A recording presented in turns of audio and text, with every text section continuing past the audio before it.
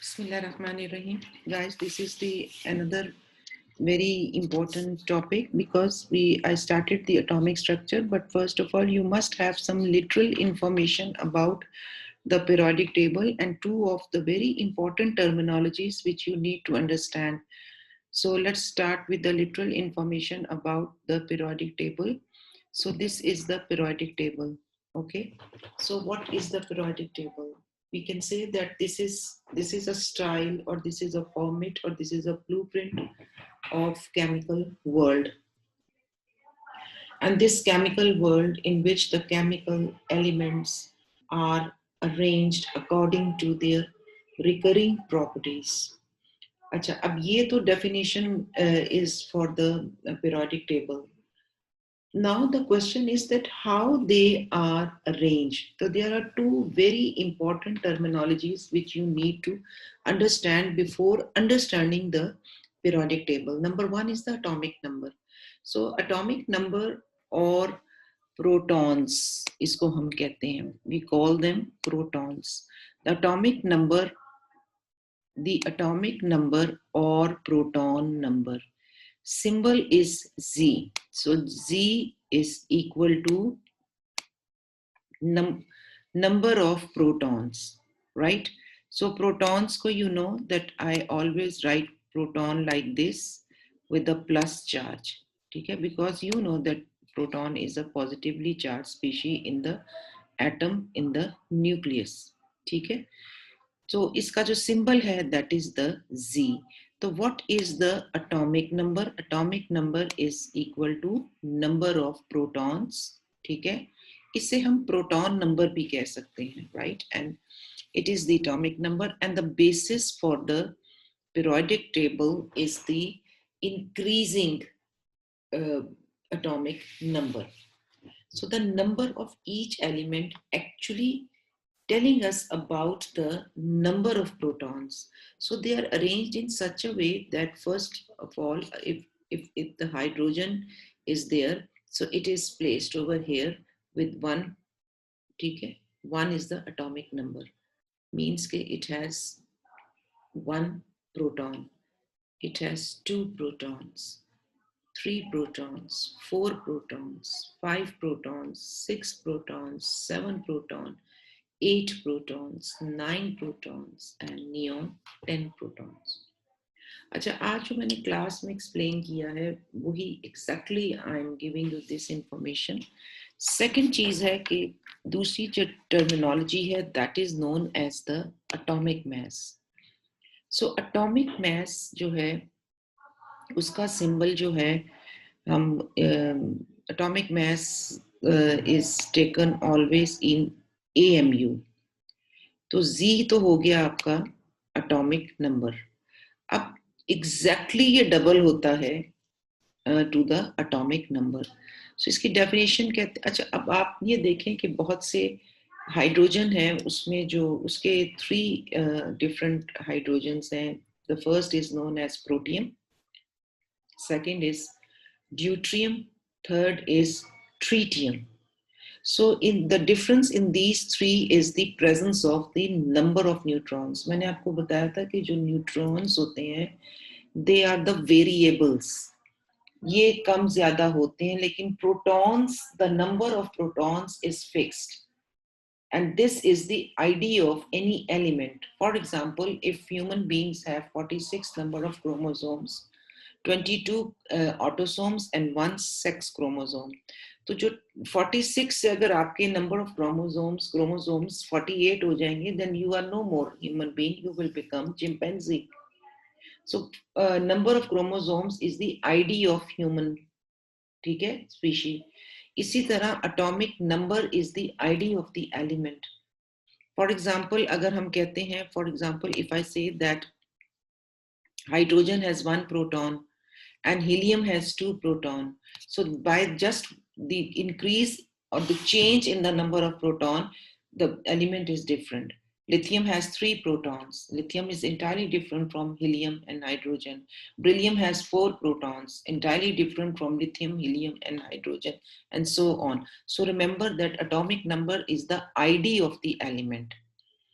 just by adding one proton, you go to the next member which is placed in the periodic table. So I can say that the elements, they are placed within the periodic table by their increasing atomic numbers.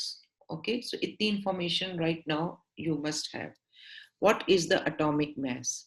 Now atomic mass क्या होता है कि आपको पता है कि जैसे मैंने आपको बताया कि हाइड्रोजन जो है वो 3 आपके पास डिफरेंट यू नो फॉर्म्स में आती है. एक का वेट होता है 1, ठीक है, इसमें सिर्फ 1 प्रोटॉन होता है. सेकंड जो उसकी है version, that is the deuterium. Deuterium में 1 proton and 1 neutron. Third version उसका tritium. Tritium has 1 proton and 2 neutrons. अब आप लुक एट द थिंग कि न्यूट्रॉन्स वेरिएबल्स हैं. The number of neurons is changing in 3 different versions of hydrogen, but the number of proton remains the same.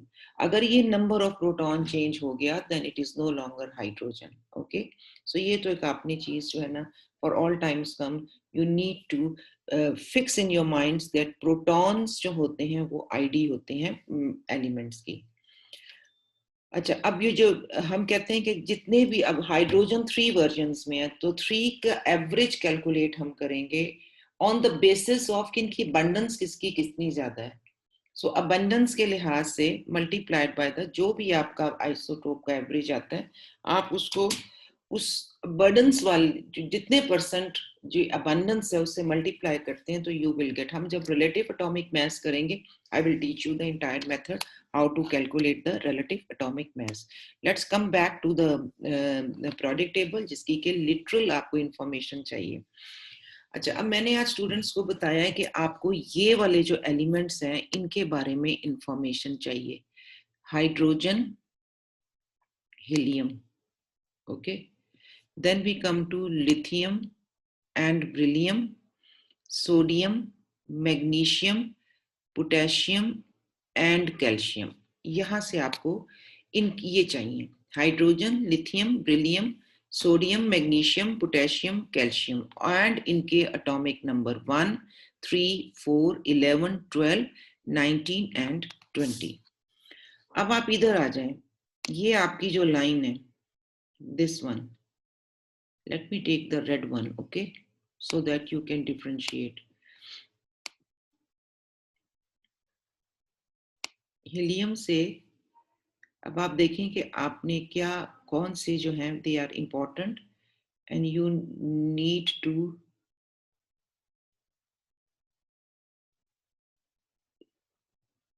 Understand. ये portion आपको पता. Boron के 5, 6, 7, 8, 9, 10. Aluminium, silicon, phosphorus, sulphur, chlorine, argon, bromine, iodine, krypton, xenon and radon. So इस पूरे product table में जो मैंने आपको चीज बताई है वो ये कि ये आपके लिए इंपॉर्टेंट है. इन्हीं के बारे में we are going to discuss. इन्हीं के एटॉमिक नंबर जो है वो इंपॉर्टेंट है. इन्हीं की electronic configuration I can give you in the quizzes, so you better know these things very well. Now the next thing is that I am going to use 2 alphabets. Number 1 is the A, okay, and number 2 is the B. ठीक है, 2 alphabets मैंने use करने. अब जिसको मैं blue का रंग colour दे रही हूं, ये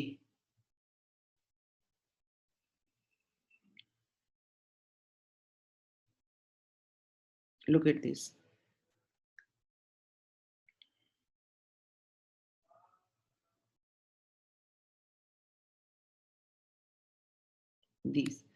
These are the B1.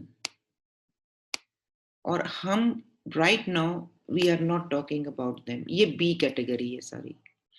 बाकी आपकी A कौन सी आ गई? This, ये एक 1. अब आप इसकी नंबरिंग को चेक करें कि how they have given you the numbers.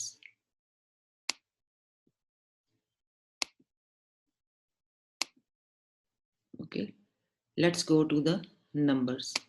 This is the number 1 and this is A category. This is number 2. ठीक है, तो आप कह सकते हैं कि ये 1A है, ओके, ये 2A है, सिर्फ 2 है इधर, इधर से आ जाएं फिर 13A and 14, 15, 16, 17 and 18. These are all A. Okay, these are all A. B कौन से हैं? This area is, which is marked with this blue color, is the B area, right? अच्छा, next thing, point is that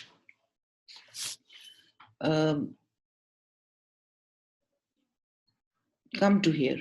These are known as, the B part is known as transition metals. They are known as transition metals. We are not going to study right now because that's not the content right here. The content is to know some literal information. So ये transition metals हैं. Transition metals are further subdivided into 2 things. Okay, number 1 is the actinide series, lanthanide series, and this one is known as actinide series. इनके नाम हमने इनके starting members से start किया, lanthanide series and actinide series. Now in this actinide series, we have this 92 uranium. Now this uranium has 2 isotopes, uranium-235, okay, uranium-235 and uranium-237. ये 2 हमारे लिए important है, और यही 2 जो हैं, इनका जो difference आता है 2 न्यूट्रॉन्स का, ठीक है, 2 न्यूट्रॉन्स का, that is your nuclear power. ये सारी जो न्यूक्लियर केमिस्ट्री है, ये सारा आपके जो न्यूक्लियर वेपन्स और स्ट्रेंथ है, वो इन्हीं की है, न्यूट्रॉन्स की. Study of neutrons, application of neutrons, this is called nuclear chemistry, this is called atomic something. Okay, now this first family except hydrogen, this first family except hydrogen is known as alkali metals. Okay, so let's move to this. This is this is except hydrogen.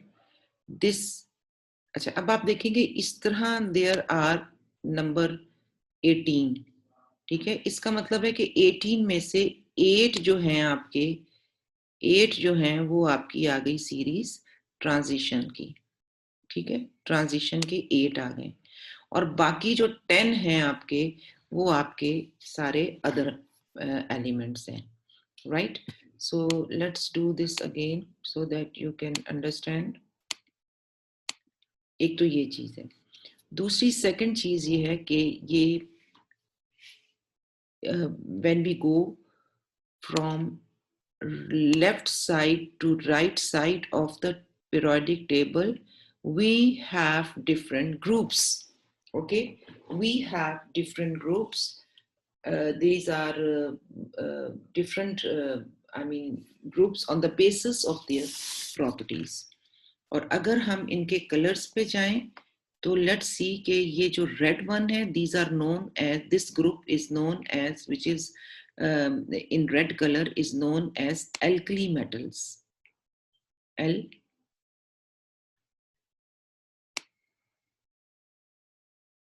Alkali metals. Okay, the yellow hai, this one, this is called alkaline earth metals. So I can't write the whole word. You please listen it very carefully. Alkaline earth metals. Then we come to here group this 5, यानी कि series आपकी 13 है. Boron family. This is known as boron family. Then we come to this 14. 14 is known as carbon family. 15 is known as nitrogen family. 16 is known as oxygen family. 17 is known as halogen family. And 18 is known as noble family.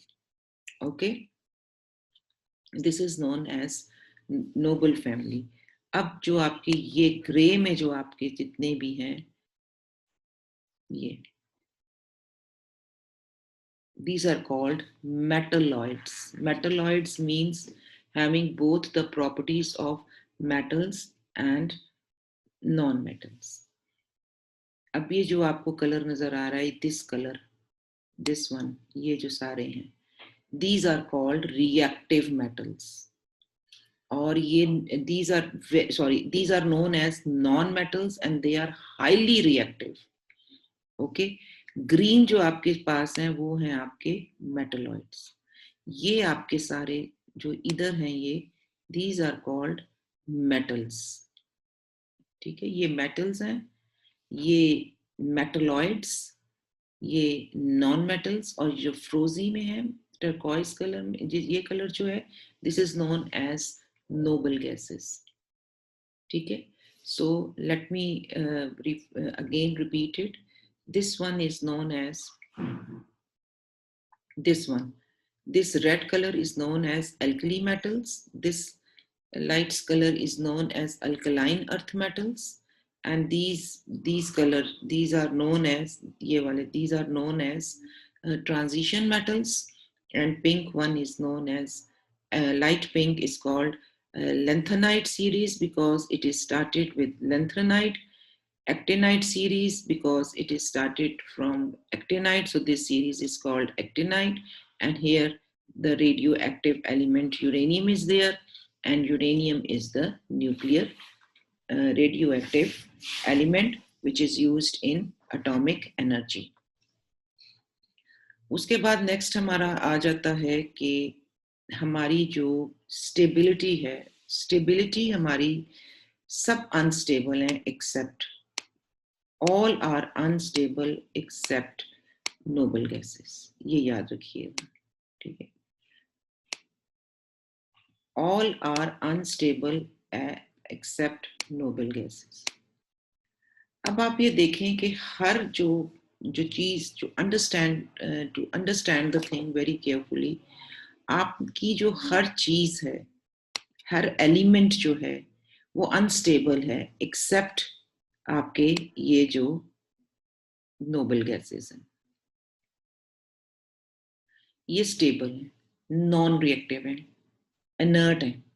बाकी सब जो मैंने आपको बताया, हमने इनको अभी study नहीं करना, सो ये मैं आपको माइनस कर रही हूँ. Okay, we are not talking about these things, right. मैं आपके बारे में बस वही बात कर रही हूँ जो मैंने आपको मार्क करवाए हैं. ठीक है, let's have the marking again. This is hydrogen, lithium, sodium, potassium. First में से आपको ये 3 आने चाहिए. सेकंड में आपको आने चाहिए इनके एटॉमिक नंबर, एटॉमिक मैसेस, इनके symbol, beryllium, magnesium and calcium. फिर आपको आना चाहिए boron, aluminium, then comes to carbon, then comes to nitrogen, phosphorus, then comes to oxygen, sulfur, then all the members over here from fluorine to chlorine, bromine and iodine. ये आपके लिए important है. इनकी I'm talking right now. I'm talking about these elements. ये सब के 2 तरह के हमारे पास जो लेवल्स होते हैं इलेक्ट्रॉन्स की डिस्ट्रीब्यूशन. अगर if I say that this is the nucleus, ठीक है, इस न्यूक्लियस में आपको पता है कि आपके प्रोटॉन्स हैं और आपको पता है कि आपके न्यूट्रॉन्स, आई मीन आपके नहीं, एलिमेंट एटम में. सो न्यूट्रॉन एक के ऊपर कोई चार्ज नहीं है, 0, और प्रोटॉन यू नो कि this is plus. So outside the plus, whenever we say that plus positive charge is there, it means कि negative charge must be there. तो नेगेटिव चार्ज जो होते हैं वो ऑर्बिटल्स में होते हैं. सो पहले ऑर्बिटल में जो इलेक्ट्रॉन अपने आप को अकोमोडेट करते हैं वो ओनली नंबर 2 होते हैं, और इस पहले शेल को हम कहते हैं, जो कि एस ऑर्बिटल होता है, इसको हम कहते हैं डुप्लेट. डुप्लेट मीन्स के maximum 2 electrons can occupy this area.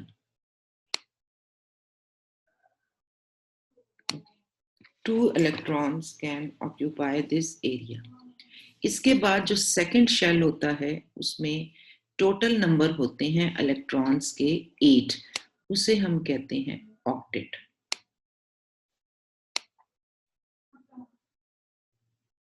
We call it octet. ठीक है, octet means 8. अब if you look at the periodic table, only these noble gases जो हैं helium, neon, argon, krypton, xenon and radon, they have 8 electrons. इसमें आप helium को निकाल दें, क्योंकि हीलियम के 8 नहीं बल्कि 2 हैं, तो वो डुप्लेट है उसका कंप्लीट. रेस्ट अगर आप ले लें neon, argon, krypton, xenon, radon, इनके ऑक्टेट कंप्लीट है. ऑक्टेट कंप्लीट होने से these are stable, these are not reactive, these are inert. So her element जो है, बाकी सब जो है वो अनस्टेबल है, इनकम्प्लीट है, आइदर उनके डुप्लेट और उनके ऑक्टेट. तो हमारे पास सिर्फ हाइड्रोजन ऐसी है जिसका के डुप्लेट इनकम्प्लीट है, वो कंप्लीट करती है अपना डुप्लेट. लिथियम के पास अगर हम इसके एटॉमिक नंबर पे जाएं तो 3 प्रोटॉन्स और 3 इलेक्ट्रॉन्स हैं. 2 इलेक्ट्रॉन्स जो हैं उसके फर्स्ट ऑर्बिटल में आपने अकोमोडेट कर दिए, राइट, ये आपने 2 अकोमोडेट कर दिए. अब जो थर्ड रह गया है वो सेकंड ऑर्बिटल में जाएगा, because the capacity of holding the electron in the first orbital is only 2, 1 is left. ठीक है, तो ये जब लेफ्ट, इसको ये लूज कर देगा. ओके, इट लिथियम इस इलेक्ट्रॉन को अपने पास नहीं रखेगा. when we study the ionic bonds and covalent bonds, then you will understand. So lithium will get rid of this electron. Okay, in doing so उसकी जो isoelectronic configuration है now वो helium के साथ मैच करती है. हीलियम 2 है, duplet complete है, स्टेबल है. उसके बाद नेक्स्ट आप आ जाएं ब्रिलियम की तरफ. ब्रिलियम भी सेम, ब्रिलियम जो है इट विल वर्क के 2 इलेक्ट्रॉन्स ब्रिलियम के यहाँ पे अकोमोडेट हो गए. ब्रिलियम का एटॉमिक नंबर क्या है? 4. इट मींस के 4 इलेक्ट्रॉन्स हैं इसके पास, 2 फर्स्ट शेल में, और बाकी 2 जो बच गए हैं वो भी इधर ही होंगे. सो ब्रिलियम कितने इलेक्ट्रॉन्स से छुटकारा हासिल करेगा? 2 से. सो ये 2 इलेक्ट्रॉन्स दे देगा अपने ब्रिलियम. तो ब्रिलियम की भी जो कॉन्फ़िगरेशन है वो फिर डुप्लेट हो जाएगी, और डुप्लेट जो कॉन्फ़िगरेशन है आपकी, डुप्लेट कॉन्फ़िगरेशन जो है वो फिर हीलियम के साथ आती है. Now come to boron. Boron का भी सेम है, राइट. कार्बन की तरफ आ जाएं. कार्बन शेयरिंग करती है. अब आप सोडियम की तरफ आए, उनको छोड़ दें, आप सोडियम की तरफ आए. सोडियम के इलेक्ट्रॉन्स हैं 11. फर्स्ट ऑर्बिटल में कितने होंगे? 2. सेकेंड ऑर्बिटल में कितने होंगे? 8, क्योंकि सेकेंड की जो कैपेसिटी है वो कितनी है? 1 2 3 4 5 6 7 8. What's the capacity? Let me draw it again so that you can understand clearly. Let me go for this